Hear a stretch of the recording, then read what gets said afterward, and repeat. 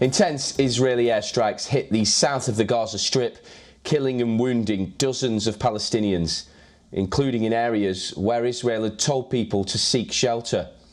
Israeli troops and tanks also pressed their campaign against Hamas in the south of the enclave after having largely gained control of the now devastated north. Israeli tanks entered southern Gaza near the territory's second largest city of Khan Yunis on Monday.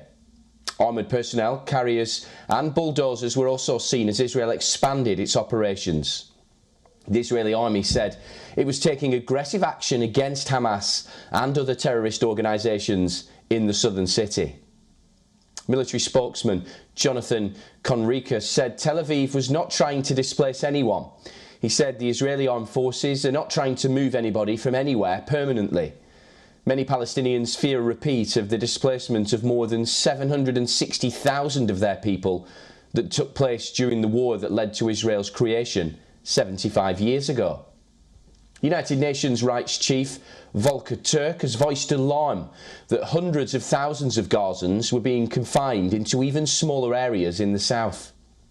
The Israeli army released footage showing what it said were ground and air operations against Hamas targets in Gaza.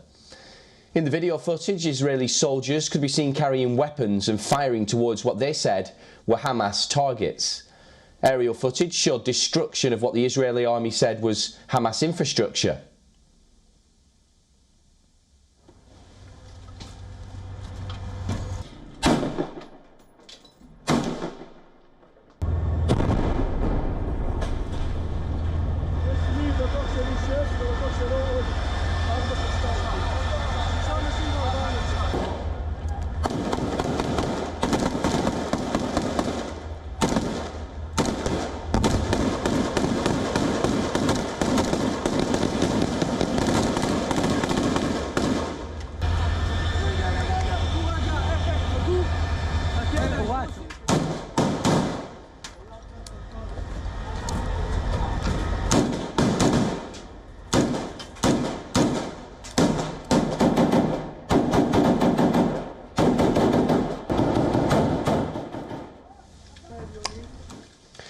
Senior Israeli military officials admitted around 2 civilians have been killed for every dead Hamas fighter in the Gaza Strip. One of the officials said, and I quote, "I'm not saying it's not bad that we have a ratio of 2 to 1. They added that the use of human shields was part of Hamas group's core strategy.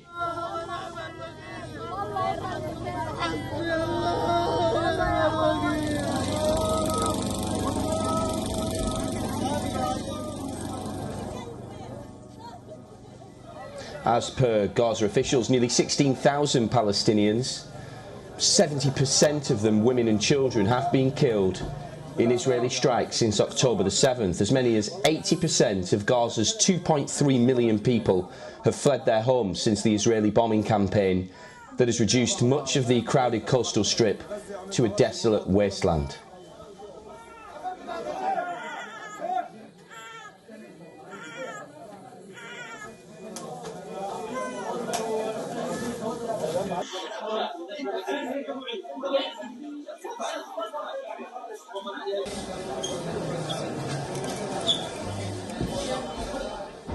احنا من غزه جينا هنا على اساس انهم قالوا لنا ترحلوا يا عم، ترحلوا من غزه، بلدكم فيها حرب.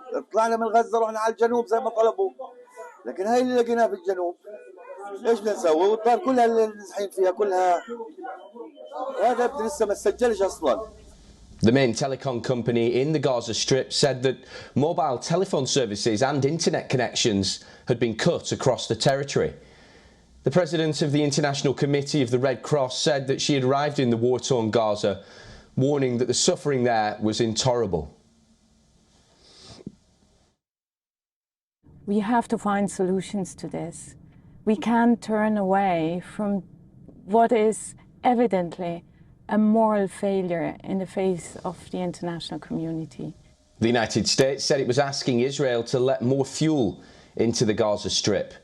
Fuel which powers generators for electricity and other humanitarian aid had entered the besieged Palestinian territory during a week-long truce that ended on Friday. We had some very frank conversations with them about the need for fuel to come in, and we saw some fuel go in Friday. We saw additional fuel go in Saturday, but it's at the level of fuel that we were at before the pause began. We've made clear we want to see it back up, not just to the level of fuel that went in during the pause, but actually higher numbers than that, and are having ongoing discussions with the Israeli government. WHO chief said that the Israeli army had told the UN Health Agency to empty an aid warehouse in southern Gaza before ground operations in the area made it unusable. On the other hand, the Israeli army denied telling the World Health Organization to empty an aid house in the southern Gaza within 24 hours. The Israeli Defense Ministry body responsible for Palestinian civilian affairs hit out and said, from a UN official, we would expect at least to be more accurate.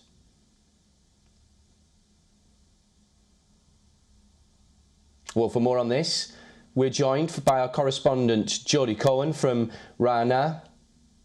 Jodie, many thanks for joining us this morning. Of course, we're seeing the fighting intensifying again. Hostages still being held, around 130, and the death toll now over 15,000. Do you see any hope for these truce talks that are still going on? Hi, Oliver. So yeah, very difficult scenes to watch there. We know that Egypt and Qatar have suggested that truce efforts are ongoing. Hamas has 137 hostages left, and you can see one chair behind me for each of those hostages. And Israel's saying that it needs to ensure that Hamas can't carry out a 7th of October style massacre again, which Hamas has said that it intends to do. Now, Hamas has said that the death toll is over 15,000. The IDF have now come out and said that that includes 5,000 Hamas terrorists, and that Hamas hides behind human shields, including women and children. Now, in terms of the ratio of civilians to Hamas deaths, it's 2 to 1.